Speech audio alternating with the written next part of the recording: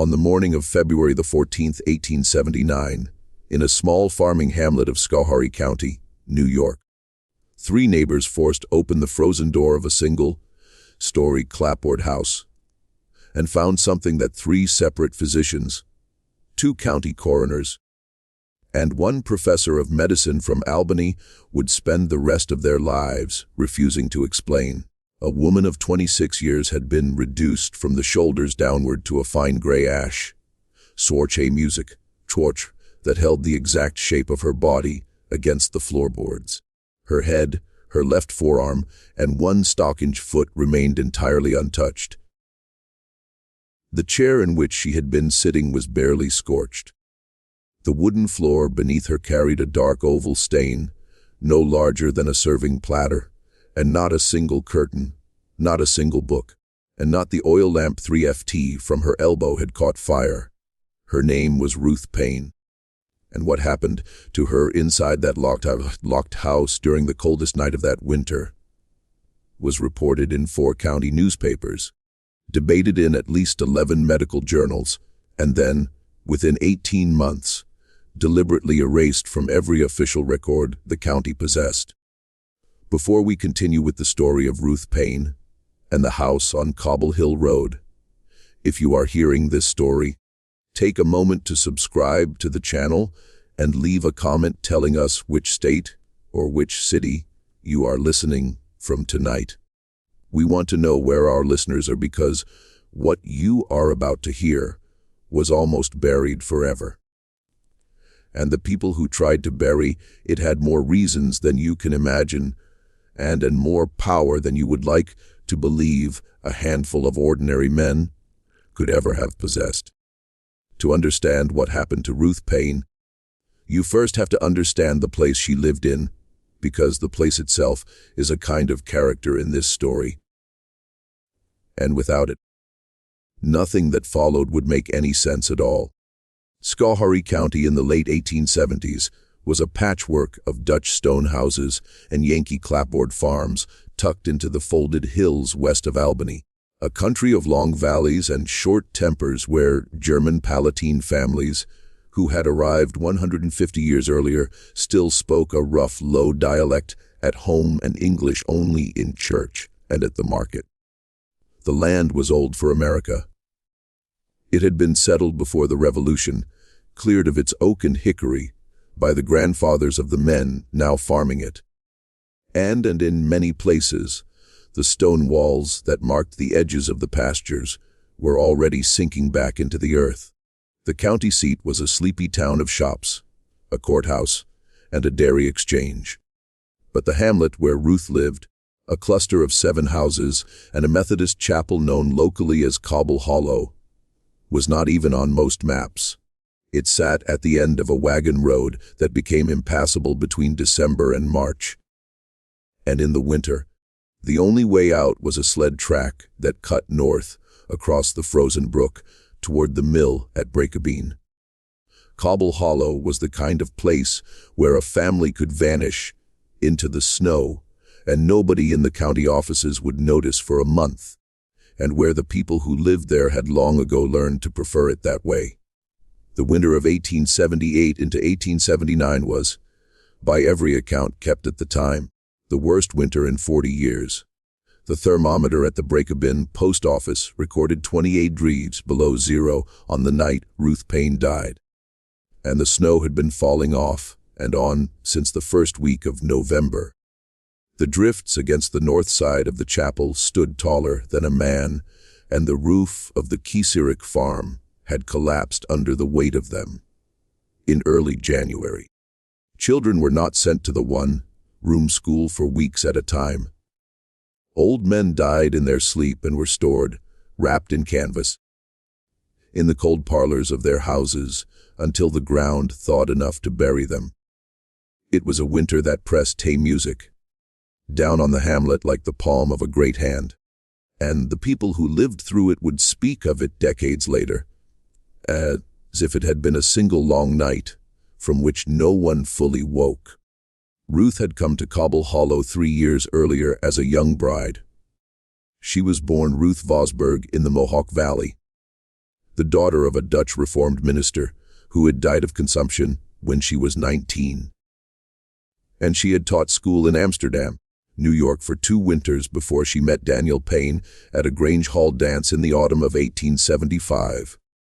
Her father had been a stern man, a preacher of the old predestinarian school, and he had taught Ruth to read Latin and Greek before she was 12.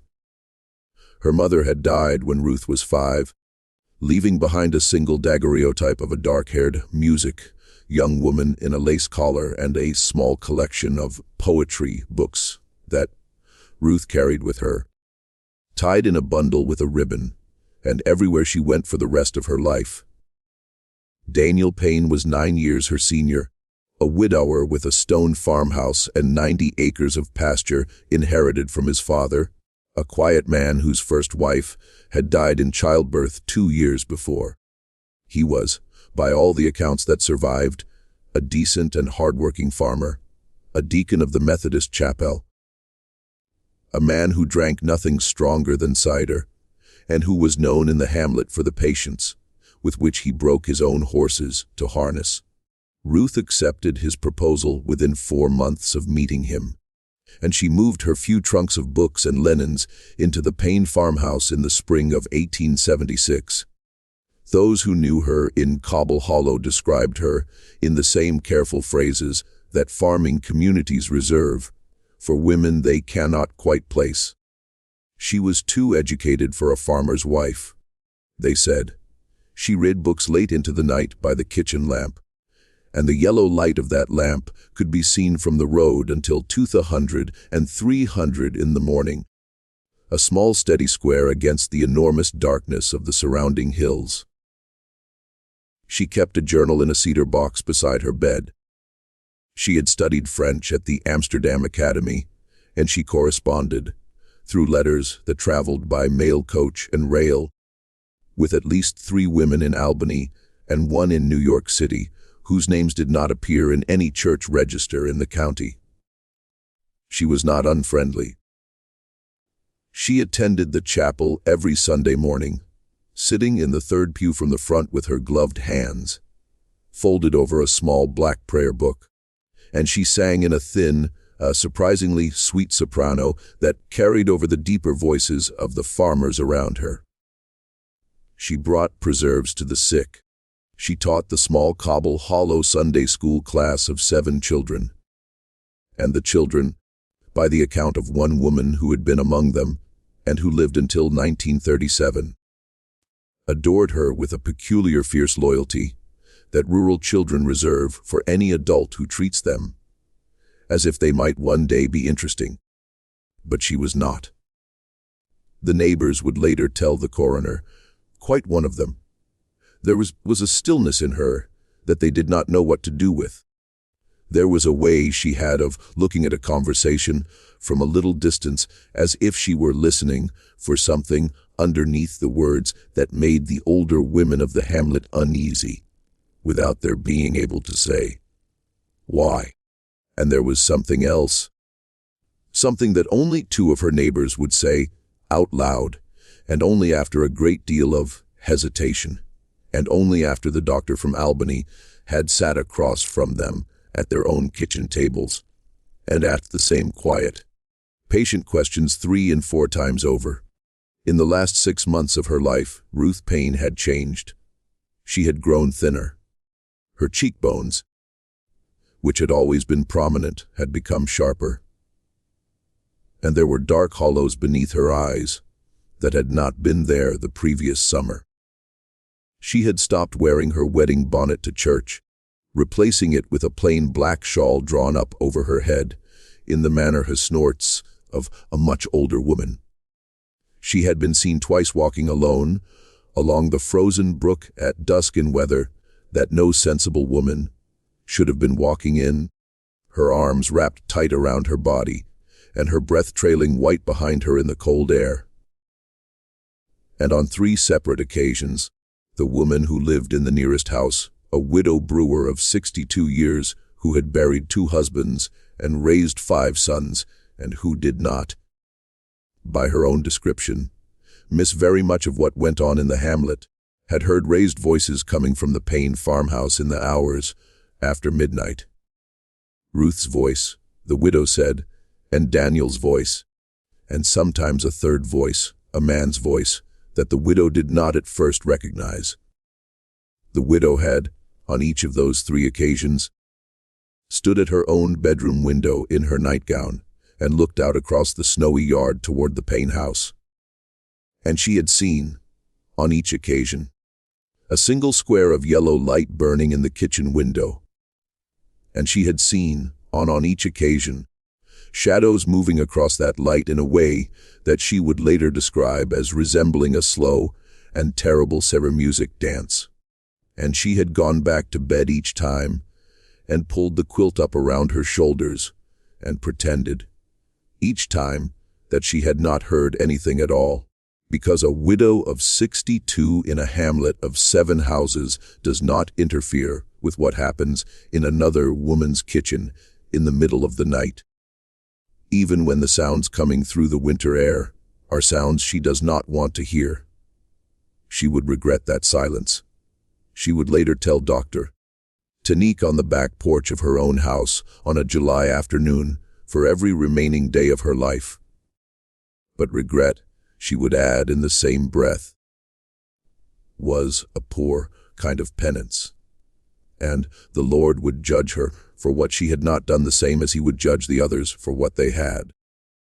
The morning of the 14th of February began for Daniel Paine at 4:15, when the cold woke him in the upstairs bedroom, and he discovered that his wife was not in the bed beside him. This, by itself, was not unusual.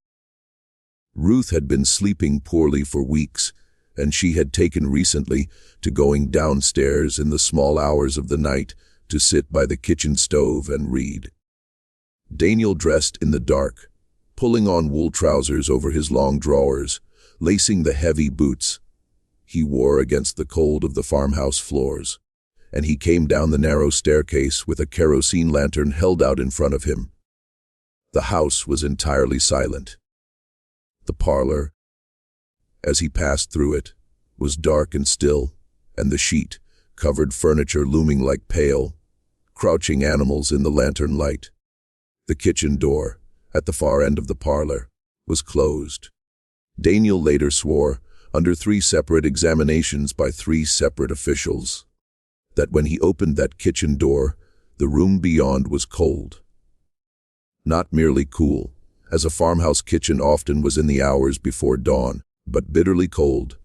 The cold of a room in which no fire had burned for hours.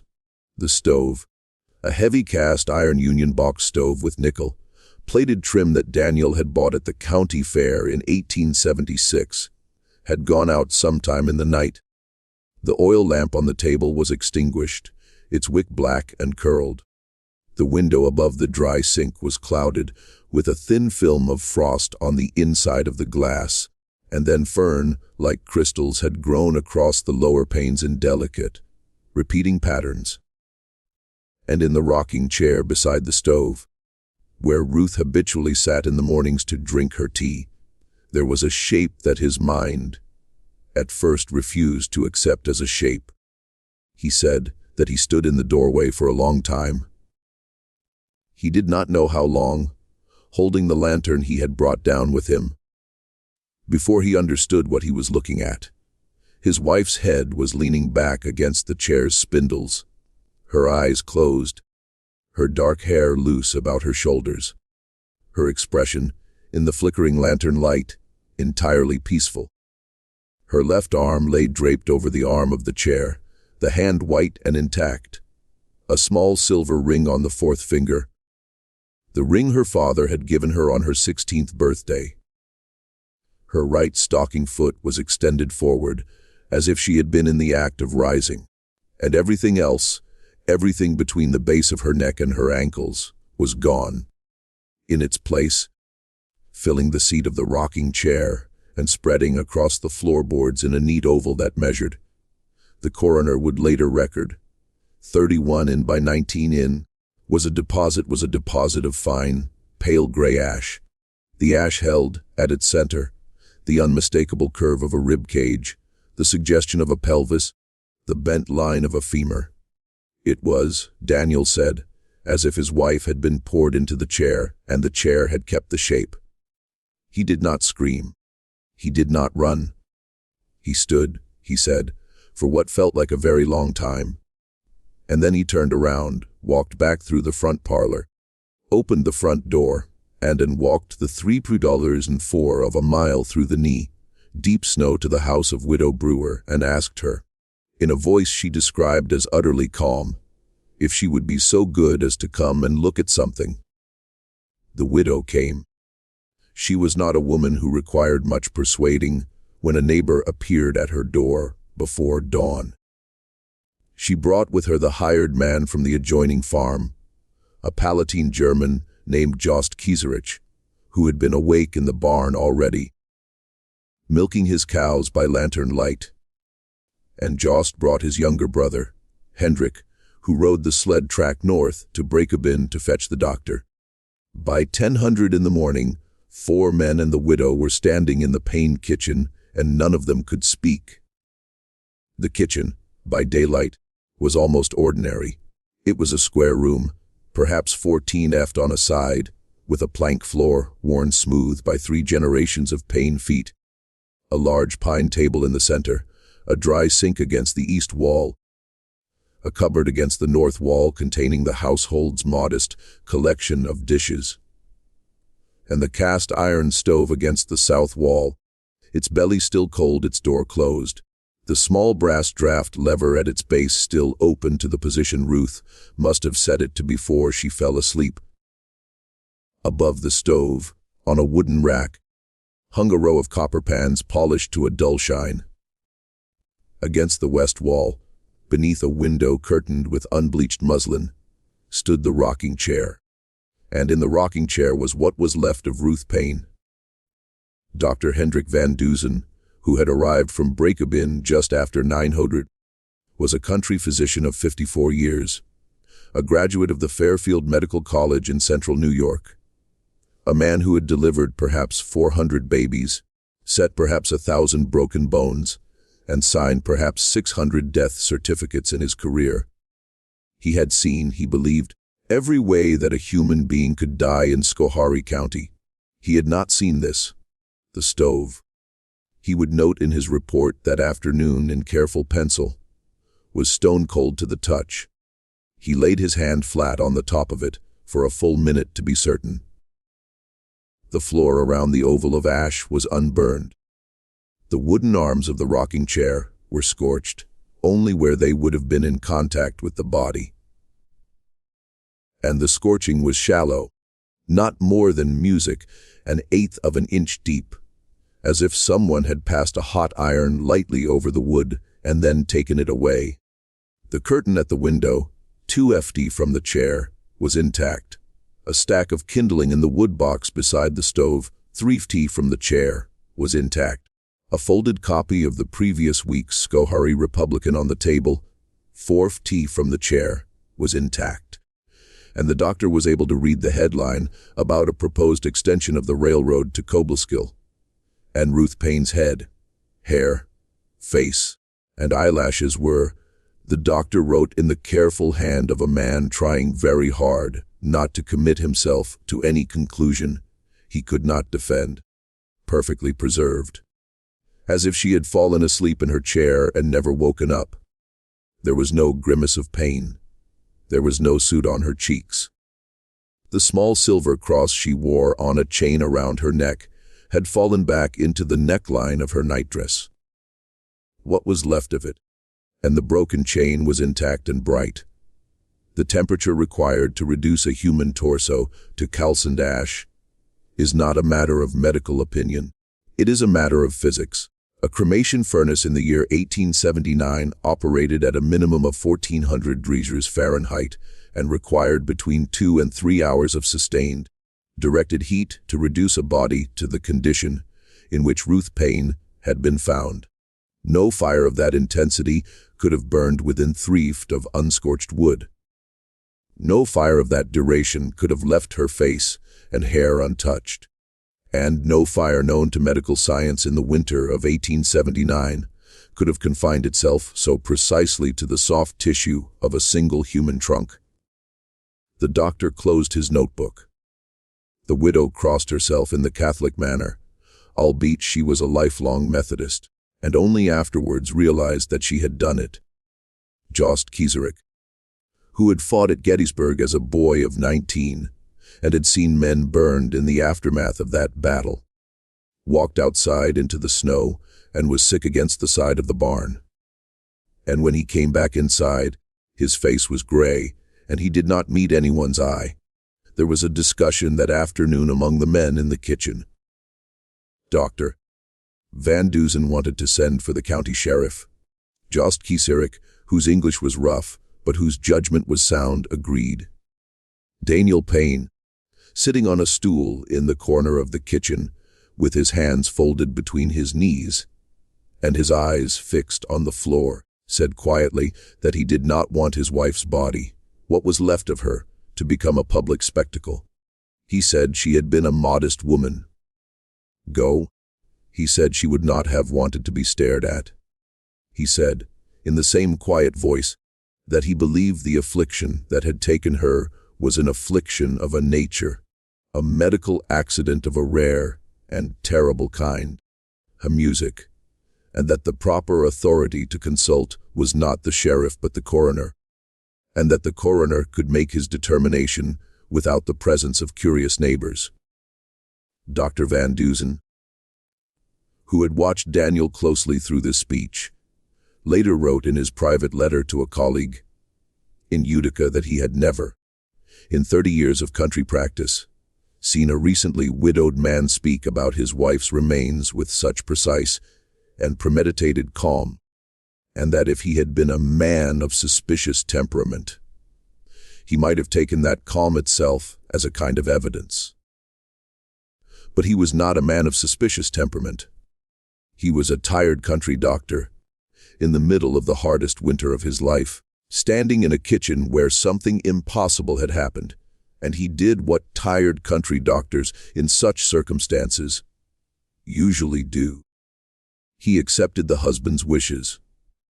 He sent Hendrik Kieserick north again on the sled track, not for the sheriff but for the coroner, and he sat with Daniel and the widow and Jost in the front parlor of the Payne farmhouse with kitchen door closed and a sheet draped over the rocking chair, until the coroner arrived late that evening, by which time the ash had begun in the dry, cold air of the kitchen to sift very slightly through the cracks between the floorboards.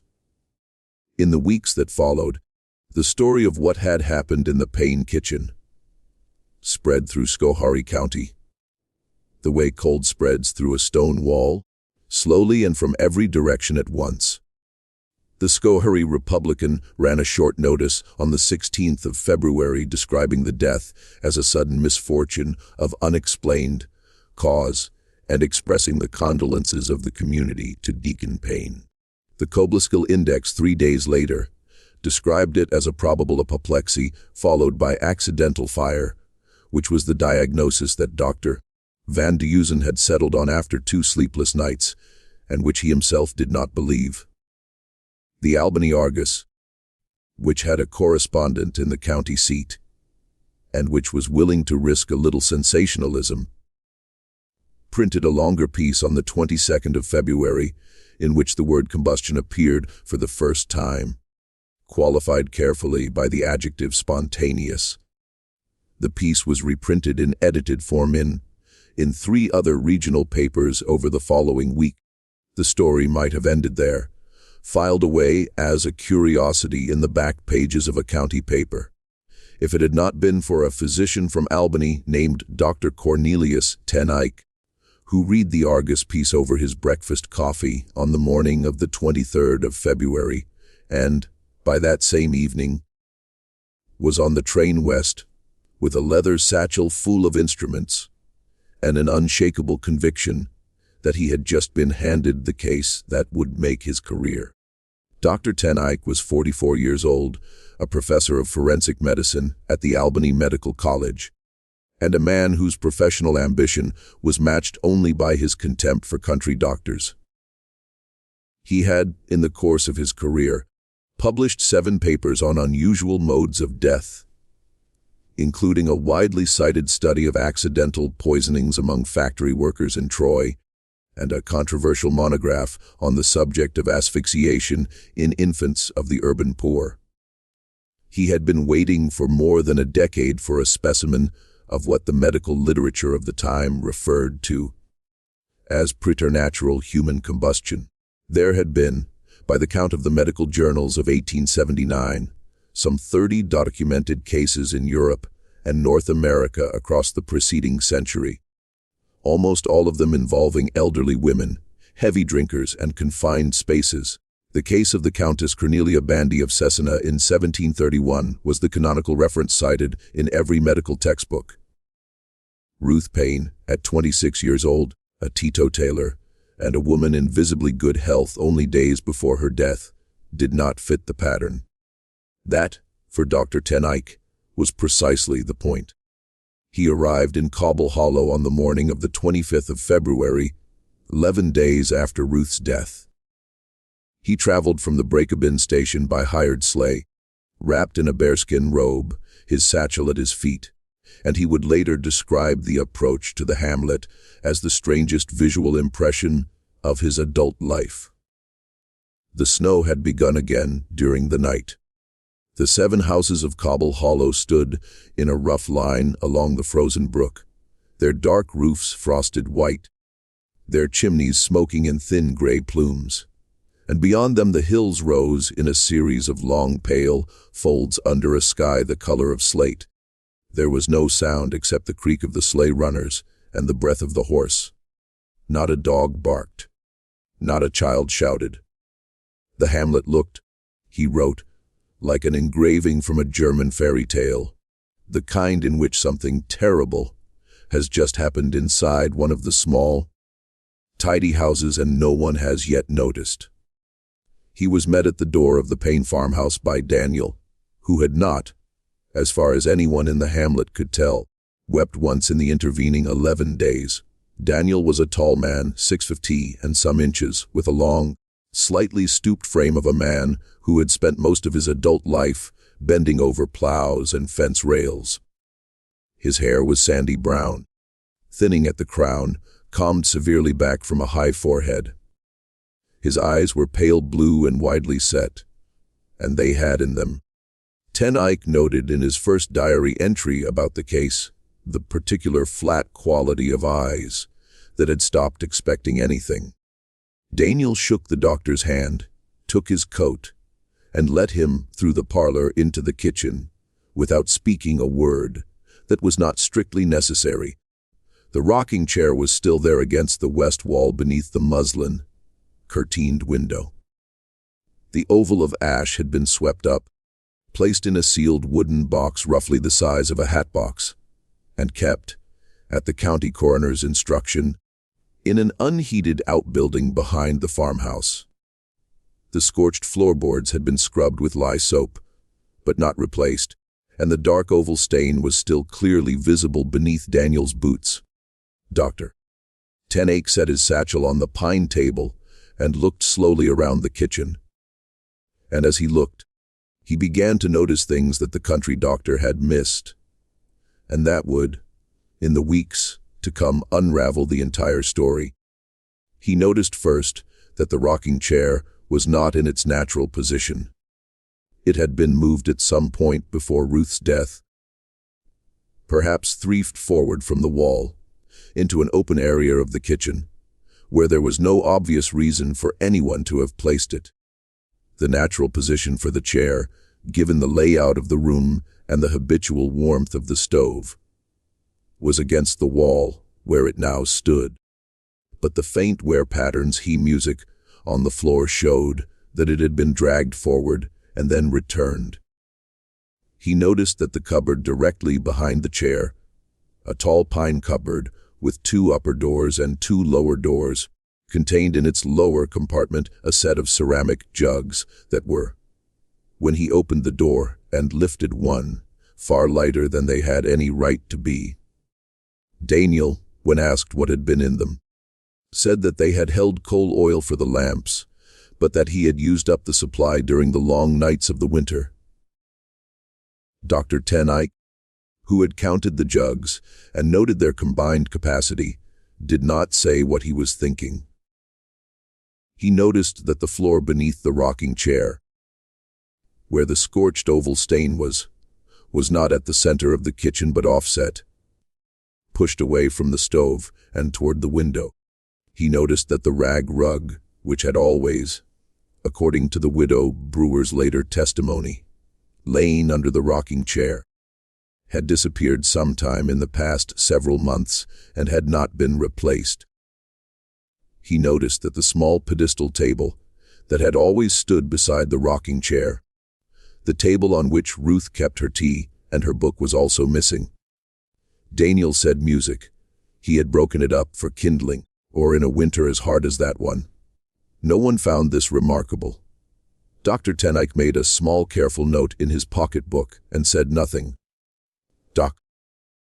Ten, over the course of the next 3 days, measured every surface in the kitchen, collected samples of the ash, interviewed Daniel, the widow Brewer, Just Kieserik, and the minister of the Methodist chapel. He rode the sled track into Breakabeen to examine the house where Ruth had grown up before her marriage, and he spent an afternoon in the small records office at the county seat examining the deed books, the tax rolls, and the marriage register for the past 10 years. What he found, and what he wrote in the unpublished notebook that survived him and was purchased 61 years later by a private collector in Cooperstown, has never been reproduced in any medical journal. The notebook runs to 187 pages in Dr. Ten's cramped, educated hand, and it contains, among many other things, 3 observations that he would eventually come to see as the 3 pillars on which the entire case rested.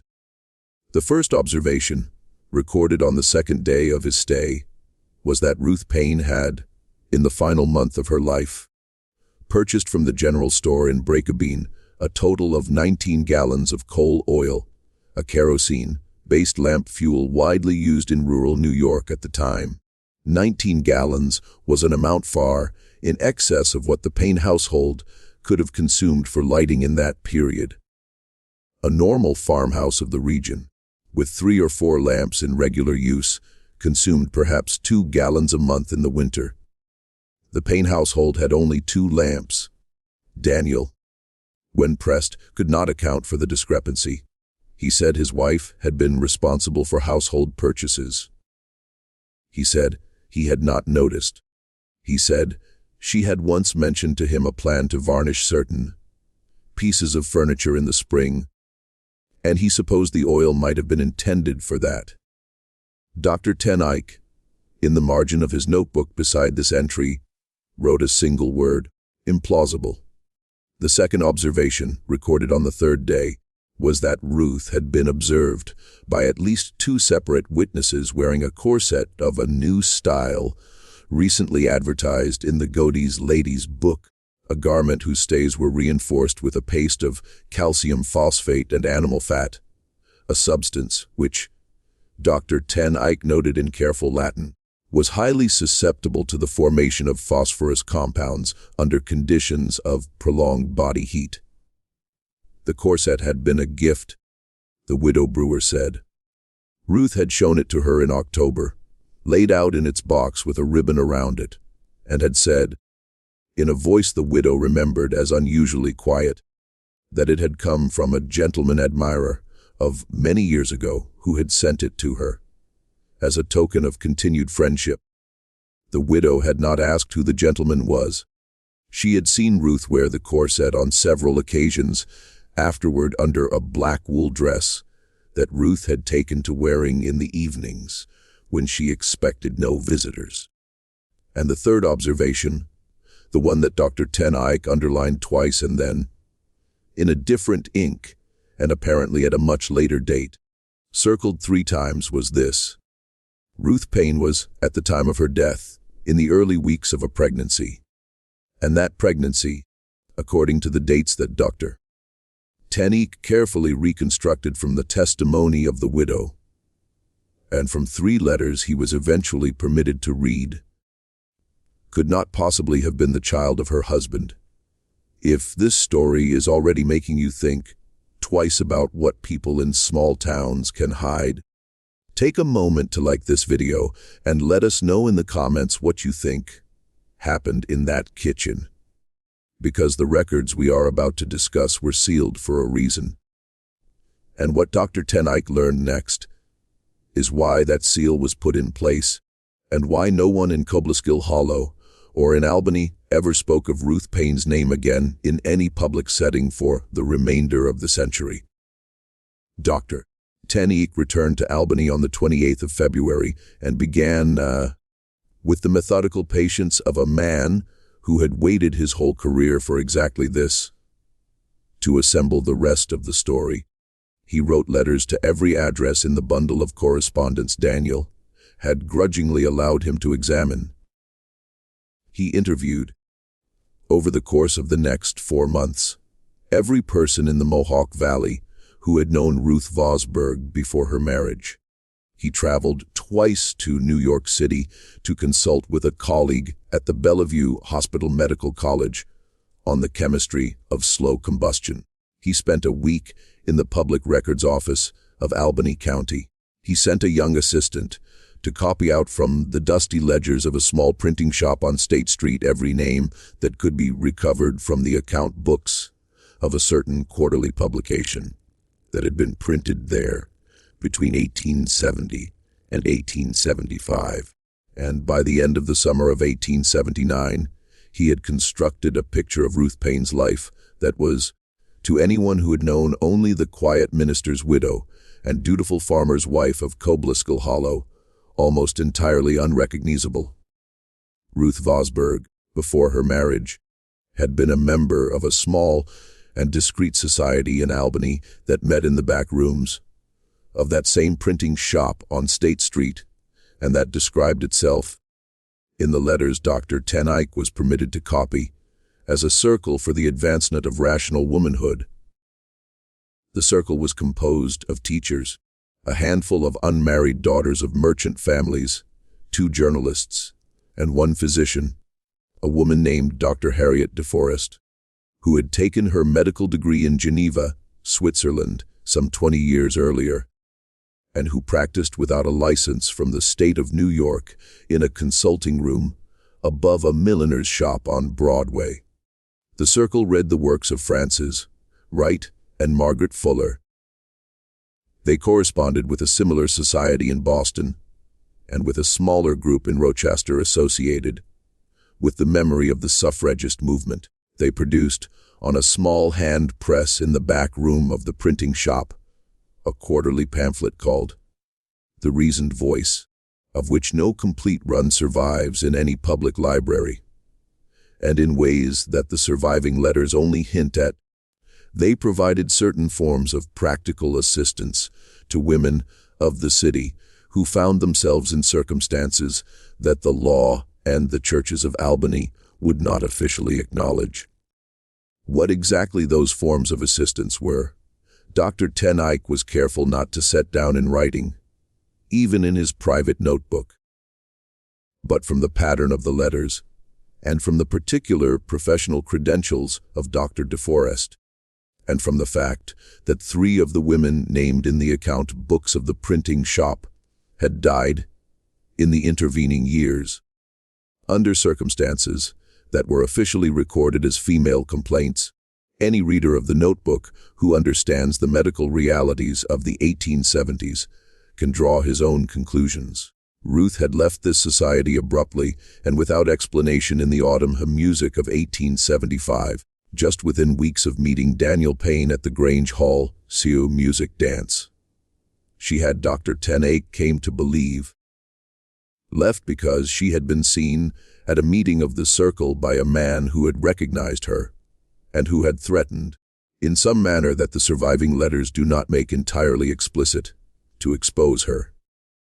Who that man was, Dr. Ten Eyck could not at first determine, but one of the letters he obtained, written to Ruth by Dr. DeForest in November of 1878, 3 months before Ruth's death, contained a single sentence that would eventually lead him to the answer. The sentence read, in its entirety, "I fear, dear Ruth, that the gentleman from Cobleskill Hollow has not forgotten you. And if he should come to the house on Broadway again, I cannot promise that I will be able to send him away a second time." And the gentleman from Cobleskill Hollow was not Daniel Paine. Daniel Paine, at the time the letter was written, had never been to Albany in his life. The gentleman from Cobleskill Hollow was, as Dr. Tenike confirmed through music, the laborious process of tracing property deeds and court records in the Schoharie County Archive and checking them against the commercial directory of the city of Albany. A man named Augustus Voorhees, 48 years old, a textile merchant who owned a substantial summer house 3 miles from the Paine farm, and who spent the months of June through September in the hamlet every year. Augustus Music Voorhees was a man of considerable local reputation. He was the 3rd generation of a Dutch mercantile family that had been trading wool and cotton out of Albany since before the War of 1812. But he was a member of the Albany Chamber of Commerce, a trustee of 2 banks, a communicant of the Second Reformed Church, and the owner of a 4-story brick house on Washington Avenue in the better part of the city. He was married to a woman of fragile health who rarely left the Washington Avenue house. And he had 3 grown daughters, all of whom were married to respectable men. He was, and by every measurable standard of the 1870s, a man of unblemished public character. He was also, and this was the detail that made Dr. Tenike set down his pen and sit for a long time staring out of the window of his study in Albany on the evening of the 2nd of July, 1879. The uncle of Daniel Paine's first wife. He was the man who had introduced Daniel to his first wife 12 years earlier. They had a family picnic at his summer house in Cobble Hollow. He was the man who had paid, out of his own pocket, for the carved marble headstone that stood in the Cobble Hollow churchyard over the grave of that first wife. He was the man who had, by the testimony of the widow Brewer, when Dr. Tenike pressed her a second time, plain as day, had been seen entering the Paine farmhouse on at least 4 occasions during the summer and autumn of 1878. Always while Daniel was out in the far pasture, always staying for more than an hour, and always leaving without speaking to anyone in the hamlet. And he was the man whose voice the widow would eventually confess to Dr. Tenike in a whispered conversation on the back porch of her house on the afternoon of the 15th of July, 1879, or she had recognized as the 3rd voice raised in argument in the Paine farmhouse, in the small hours of the night, 3 times in the final months of Ruth's life. Dr. Tenike was not by temperament a man who jumped to conclusions. He spent the autumn of 1879 assembling what he had learned into a careful scientific monograph, intending to present it before the Albany Academy of Medicine in January of the following year. The monograph argued, with great care and with an abundance of chemical diagrams, that Ruth Paine had died of a rare, but not unprecedented, conjunction of physiological and environmental circumstances. It proposed that the calcium phosphate in her corset stays, warmed by prolonged body heat, and by the vapors of the 19 gallons of coal oil that had been stored. He had discovered in the course of his investigation, in a cupboard directly behind her chair, had undergone a slow chemical transformation producing small quantities of white phosphorus. It proposed that this phosphorus, ignited either by a stray ember from the stove or by a momentary frictional spark from her own movement in the chair, had initiated a slow combustion confined to the fatty tissues of her torso, a process similar to what was then known among undertakers as the wick effect. And it proposed, in its final pages, and with considerable delicacy, that the unusually low body temperature of a woman in the first weeks of pregnancy combined with the unusually low ambient temperature of that February night, had somehow permitted the combustion to proceed without igniting the surrounding materials. It was, in its way, a remarkable piece of work. It was also, by the standards of any modern forensic pathologist, almost entirely wrong, and Dr. Ten Eyck, in the last weeks of 1879, was beginning to suspect as much himself, because in the course of writing the monograph, he had returned to Cobble Hollow one final time, on the 12th of December, 1879, nearly 10 months after Ruth's death, and he had interviewed, for 2 hours in the back parlor of the widow Brewer's house, a hired girl named Margaret Kaserick, the 15-year-old niece of Jost Kaserick, who had worked in the Paine kitchen 3 days a week throughout the autumn of 1878. Margaret was a slight, dark-haired girl who spoke English only haltingly, and who had refused, through the widow, to speak to Dr. Van Dusen in February, and who had refused to speak to Dr. Ten Eyck on either of his previous visits. She had changed her mind, she told the widow, because she had begun to have dreams. In the dreams, she said, she was standing in the snow outside the Paine farmhouse, and Ruth Paine was looking at her through the kitchen window. And Ruth Paine was trying to tell her something, and Margaret could not hear. The dreams came every night, Margaret said.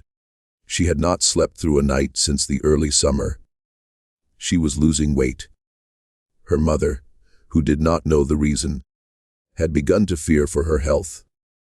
Margaret said she had decided to speak, finally, because she believed that if she did not speak, the dreams would kill her, the way the silence of the hamlet had killed Ruth Paine. What Margaret told him, in low Palatine German, that the widow translated sentence by sentence, changed everything. Margaret said that on the evening of the 13th of February, the night before Ruth was found dead, she had been sent to the Paine farmhouse at dusk to deliver a jar of preserves from her aunt. It had been snowing lightly. The last of the daylight had been going out of the sky, and the path between the houses had been trackless, and Margaret had taken almost half an hour to cover a distance that would normally have taken her 10 minutes. She had knocked at the front door of the Paine farmhouse, and no one had answered. She had waited. She had knocked again, more loudly, her knuckles stinging in the cold.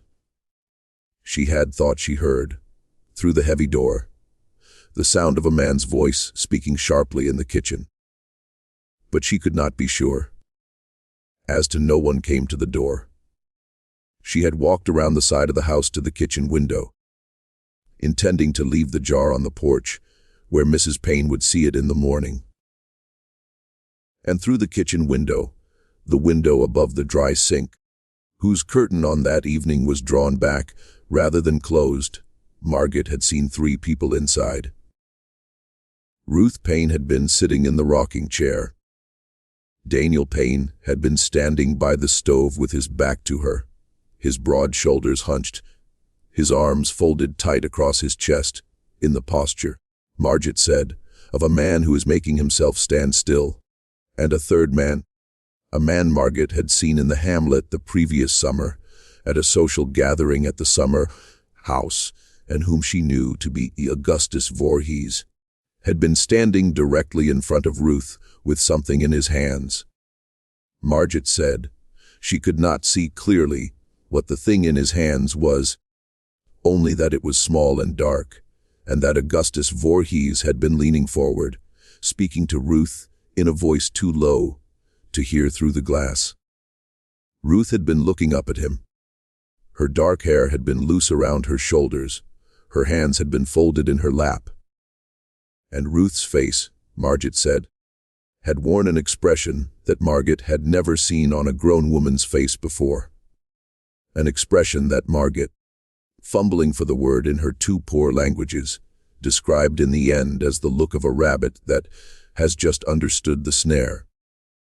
The 3 figures, Margaret said, had held that tableau for several seconds. Then Augustus Voorhees had reached out with one hand and taken hold of Ruth's wrist, and Ruth had not pulled away, and Daniel had not turned around. Then Augustus Voorhees had spoken a single word, Margit thought, in a harder and louder voice than before, though the glass had muffled it. And Ruth had nodded once and had closed her eyes. Margit had run back to her aunt's house without leaving the preserves. The jar was later found, frozen solid, in a snowdrift at the edge of the Paine property, where Margit had dropped it in her flight. She said she had not told anyone, not even her aunt, because Augustus Voorhees had once given her father a loan during a bad harvest year that her father had not yet repaid, and because a girl of 15 in Cobble Hollow in 1878 did not accuse a wealthy merchant from Albany of anything. She said she was telling him now, the doctor from the city, because she could not sleep, and because the face she had seen through the kitchen window had become the face she saw behind her own eyelids every night. And because she believed, though she could not prove it, and did not expect the doctor to believe her, that whatever had happened in that kitchen, after she ran away, had not been an accident, and had not been a natural thing, and had not been anything that the chemistry in the doctor's books would ever be able to explain. Just when we thought we'd understood what happened to Ruth Paine, the horror in Cobbleskill Hollow begins to take a different shape entirely. If this story is holding you in its grip, share this video with someone who loves the darker corners of American history. Hit that like button to support what we do here, and subscribe to the channel so you never miss a story like this one. You let us follow Dr. Tenake into the last act of this tragedy, because what he did with what Margit told him is perhaps the most disturbing part of the entire case, and the part that for more than a century no one was willing to put on the public record. Dr.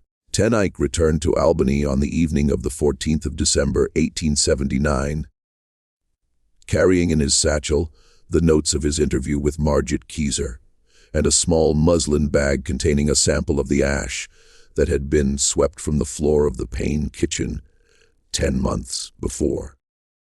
He went directly not to his house on Elk Street, where his wife was waiting with a late supper, but to his laboratory on the second floor of the medical college.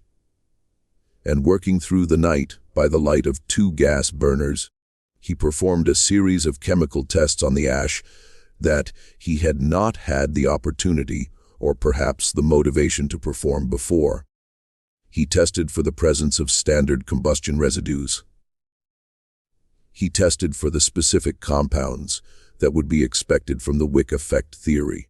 He tested on a hunch that he would afterwards be unable to explain for compounds associated with industrial and military accelerants. What he found by 300 in the morning of the 15th of December was this: the ash contained in quantities that could not plausibly be accounted for by the combustion of human tissue alone, measurable traces of potassium nitrate, sulfur, and fine charcoal. The 3 ingredients in the precise proportions that Dr. Tenake's tests revealed of black powder, not the residue of black powder that had been fired in the manner of a firearm or a charge. The residue of black powder that had been burned slowly in the open, under controlled conditions in the manner an apothecary or a pyrotechnist might burn it to produce a specific chemical effect or specific quantity of directed heat. Dr. Tenake sat at his laboratory bench for a long time that night. He put out the gas burners one after the other and sat in the dark. And the first gray light of morning found him still sitting there, his hands folded on the bench in front of him. He understood now what had been done to Ruth Paine. He understood that the heat required to reduce her torso to ash in the manner he had observed in the time available without igniting the surrounding room could only have been produced by a deliberate and expert application of a slow, burning accelerant unpacked in and around her body, probably while she was unconscious or restrained, and ignited in a manner that directed the heat inward rather than outward.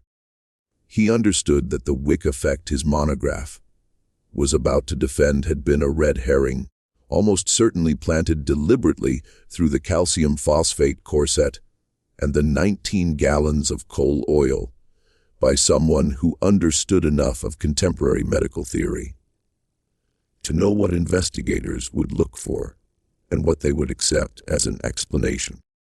He understood that the agent of combustion had been human, not natural.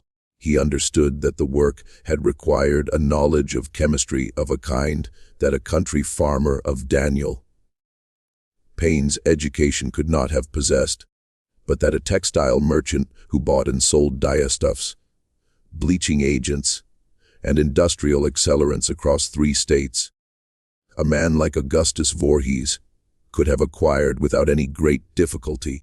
And he understood finally, and with a kind of cold clarity that made him put down his pen and walk out into the snow on State Street at 400 in the morning, that what he had been investigating for the past 10 months was not a case of preternatural combustion at all. It was a murder executed with extraordinary care, disguised as a wonder of science in order to ensure that no one would ever look for a murderer. He walked that morning from the medical college all the way home to his house on Elk Street, a distance of nearly 2 miles, through streets that were empty except for the milkman's wagon and a few lamplighters extinguishing the last of the gas lamps. He did not feel the cold. His mind was working through a series of problems whose dimensions he was only beginning music to understand. If he made the finding public, what would happen to Ruth Paine's memory, whose affair and pregnancy would become the central fact of the story, and whose killers might well escape prosecution on a technicality of evidence? If he went to the sheriff of Schoharie County, whom would the sheriff in fact investigate, in a county where Augustus Voorhees was a political donor of long standing and a personal friend of 2 sitting judges? If he wrote to the district attorney in Albany, where the evidence, the ash, the notebook, the letters of Dr. DeForest, would he be believed? A medical professor pursuing a private theory against a trustee of 2 banks. And behind all of these questions, pressing itself forward in the dim light of the December morning, was a question about himself. Dr. Cornelius Ten Eyck was 44 years old. His career had, until this case, been solid but not brilliant. He had wanted the Albany Medical College chair of forensic medicine for a decade and had been passed over twice in favor of younger men with better connections. He had 3 children in school whose fees strained his resources. He had an ailing mother in Schenectady whose care he was quietly paying for. He was a man with a family, a reputation, and a mortgage. And he was about to attempt to bring a criminal prosecution against a man who could, with a single letter on the right stationery, destroy every one of those things without leaving any visible fingerprints. And what Dr. Ten Eyck did next is the part of this story that has been debated by the few scholars who have ever known enough about the case to debate anything for nearly a century and a half. He did not go to the sheriff of Schoharie County. He did not publish his findings. He did not, as far as any record shows, speak of them to another living soul. Not to his wife, not to his colleagues at the medical college, not to the young assistant who had helped him prepare the chemical tests and who would afterwards be sent away on an unexpected teaching assignment in Binghamton. He did, on the morning of the 17th of December, 1879, write a letter to Augustus Voorhees at his residence in Cobleskill Hollow. The letter itself has not survived, though Dr. Ten Eyck made reference to it obliquely, and in a single line of his notebook, dated the 17th of December. The line reads only, "Letter sent to A.V. at the Hamlet." certain matters laid before him in confidence. Response awaited. But the reply that Augustus Voorhees wrote 3 days later on the 20th of December on heavy cream letterhead from the Voorhees Textile Company of Albany was found folded carefully into the back drawer of Dr. Ten Eyck's private notebook 61 years later, when the notebook was purchased at auction. The reply is 11 lines long. It thanks Dr. Ten Eyck for his discretion. It expresses confidence that the doctor understands the painful necessity of certain private arrangements in cases where the reputations of families, the stability of communities, and the honor of the deceased herself are at stake. It promises, in language so courteous that it takes a moment to understand what it is promising, that Dr. Ten Eyck's advancement within the medical profession of the state of New York will henceforth be assured.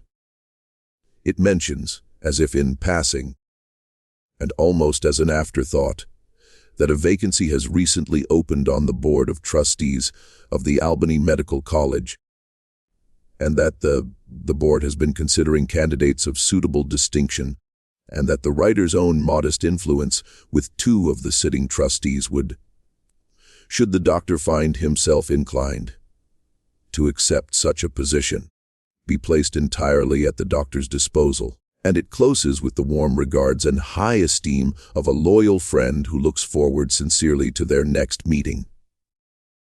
But Dr. Ten Eyck did not attend the meeting of the Albany Academy of Medicine in January of 1880. He did not deliver his monograph. He withdrew the paper from the program without explanation, citing, in the brief note he sent to the Academy secretary, unforeseen circumstances of a personal nature. He filed his notes, folded the letter into the back of his notebook, placed the notebook in a locked drawer of his desk, and in the course of the following year, was quietly appointed to the Board of Trustees of the Albany Medical College. He served on that board for 22 years. He published 4 more papers on unusual modes of death, none of them concerning the case of Ruth Paine. He died of a stroke in the spring of 1901 at the age of 66 in his armchair in his study in Albany with the evening edition of the newspaper folded across his knees. The notebook was found by his granddaughter, a schoolteacher named Elizabeth Ten Eyck, in the bottom of a cedar trunk in the attic of the Ten Eyck family home on Elk Street in the summer of 1940. During the emptying of the house after her own father's death, she read it through in a single afternoon, sitting on an overturned box in the dusty heat of the attic. She did not speak of it to her brothers. She sold it 3 months later to a private collector in Cooperstown for the sum of $75. The collector who bought it was, as it happens, a distant cousin of the Voorhees family of Albany, and the notebook has been in the collection of his descendants ever since. The records of the Ruth Paine case, the ones that should have been filed in the Schoharie County Courthouse, the ones that should have included the coroner's report, and the physician's affidavits, and the deposition of Daniel Payne, and the brief sworn statement that Jost Kieselrich had given 2 days after the body was discovered, do not exist. They did exist once. Dr. Ten Eyck himself cites them in his notebook with specific file numbers and specific dates. But in the summer of 1880, 6 months after Dr. Ten Eyck received his appointment to the Medical College Board, the Schoharie County Courthouse suffered a small fire in its basement archive. The fire was contained to a single storage room. It was attributed, in the brief report of the county fire marshal, to a defective kerosene lamp that had been left burning overnight in a corridor outside the archive. It destroyed, according to the brief notice published in the Schoharie Republican on the 9th of August, 1880, a quantity of miscellaneous papers of no great consequence. The papers included, among others, the entire coroner's file for the month of February 1879.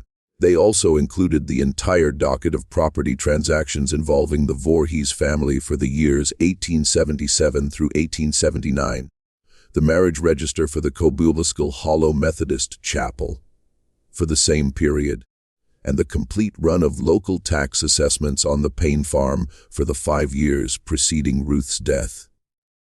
No other records in the archive were damaged. The defective kerosene lamp, which was extensively mentioned in the fire marshal's report, was never produced as evidence, and the corridor, in which it had supposedly been left burning, was never. According to the testimony of the courthouse janitor, who read the marshal's report 3 years later and shook his head at it, a corridor in which any lamp was ever kept, Daniel Paine sold the farm in the autumn of 1880 to a buyer who paid considerably above the market rate and who was represented in the transaction by a law firm with offices on Washington Avenue in Albany. The firm had represented the Voorhees Textile Company in matters of incorporation and taxation for the previous 15 years. Daniel moved to a small town in western Pennsylvania called Mercer, where he remarried 2 years later, fathered 3 children, and lived out the remainder of his life as a respected elder of a Presbyterian congregation. He died in 1914 at the age of 70. His obituary, printed in the local paper, mentioned a first wife who had died tragically in a house fire in New York State, and it did not mention her name. His second wife, according to the recollection of a granddaughter interviewed by a folklorist in 1968, said only that Daniel had been a good husband, but a silent one, and that in the last years of his life, he had taken to sitting up in the kitchen of their house in Mercer until 2:00 or 3:00 in the morning alone, with a single lamp burning, looking at nothing. Once, the granddaughter said, her grandmother had come down in the night to find him weeping silently, his face in his hands. And when she had put her arm around his shoulders and asked what was wrong, he had said only, "I did not turn around. I should have turned around." He had never explained what he meant.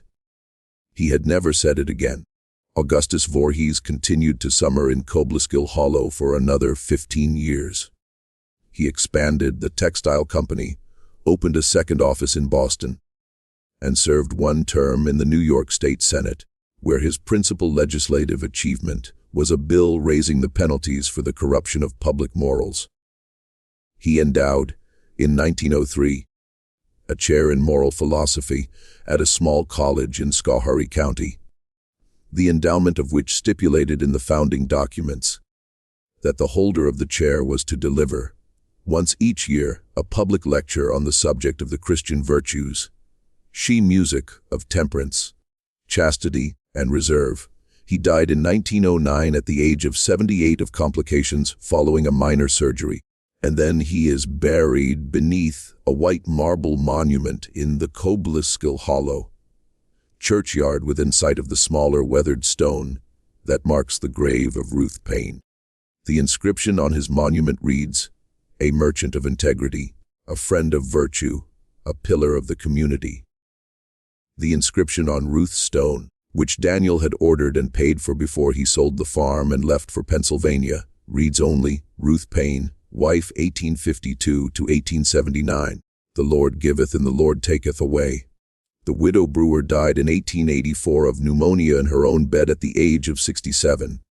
She had kept, until the end of her life, a sealed envelope in the top drawer of her bureau, addressed to the Schoharie County District Attorney, whose contents were never disclosed to her family, and which, when discovered after her death, was opened by her eldest son and, without being read aloud, was thrown into the kitchen stove. Margaret Kieselrich married a farmer from the next county in 1883, raised 5 children, and lived until 1931. A woman whose neighbors regarded her as unusually quiet and who, in the last year of her life, is recorded by one of her granddaughters as having said, without any context at all, that there were things a person could see through a kitchen window that they should never have seen, and that they never afterward stopped seeing. The notebook of Dr. Tenique is, today, in the archive of a small private historical society in upstate New York that has chosen not to permit its reproduction or public display on the grounds, according to a statement issued by the Society's Board of Trustees in 1987, that the document contains material of a deeply sensitive nature concerning identifiable families of the region whose descendants continue to live in the county.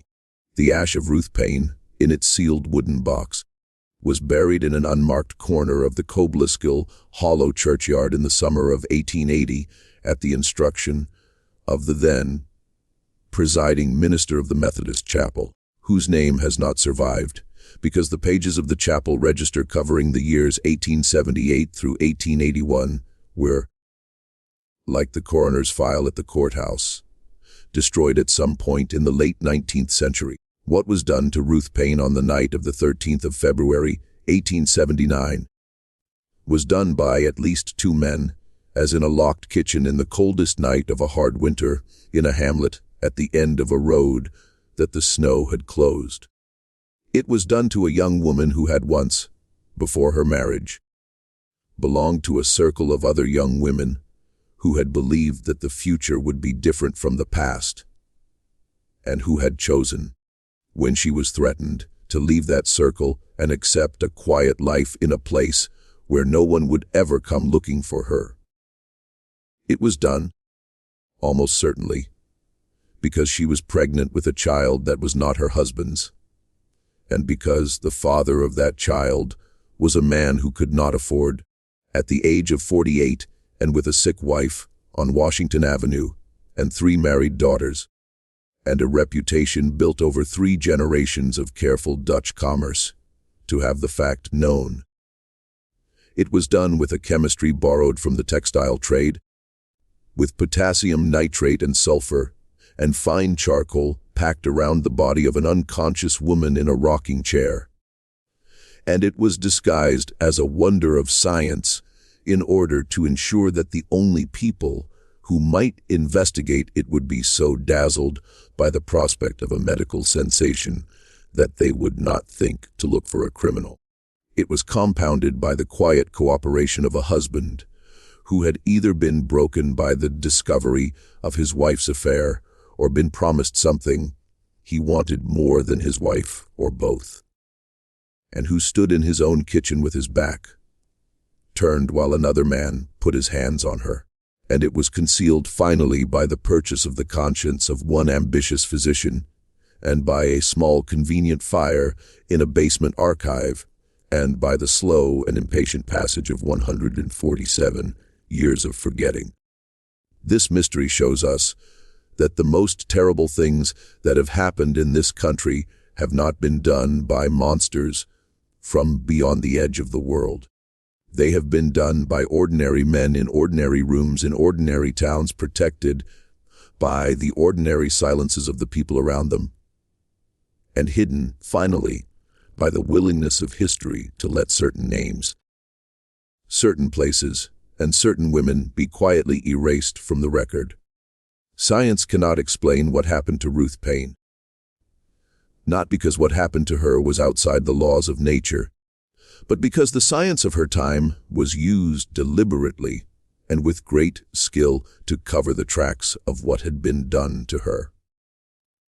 The men who killed her understood chemistry better than the doctor who tried to save her memory. The men who protected them understood the price of a conscience better than the men whose consciences were for sale. And the community around them understood, with the terrible practical wisdom of small places, that there are questions it is better for everyone concerned never to ask aloud. What do you think of this story? Do you believe everything has truly been revealed? Or do you think there are still details, still names, still letters in trunks and journals in cedar boxes waiting to be found in some attic in upstate New York by some granddaughter who will, this time, refuse to sell? Leave your comment below. Tell us what you think Daniel Paine was doing in that kitchen, and whether you believe he knew, and whether you believe there is any forgiveness for a man who stands with his back turned, while someone puts their hands on his wife. If this tale has held you, subscribe to the channel. Turn on the notification bell so you never miss what we uncover next. And share this video with someone who understands that the darkest history is not the history we were taught in school, but the history that someone, somewhere, once went to very great trouble to ensure we would never hear. See you in the next video.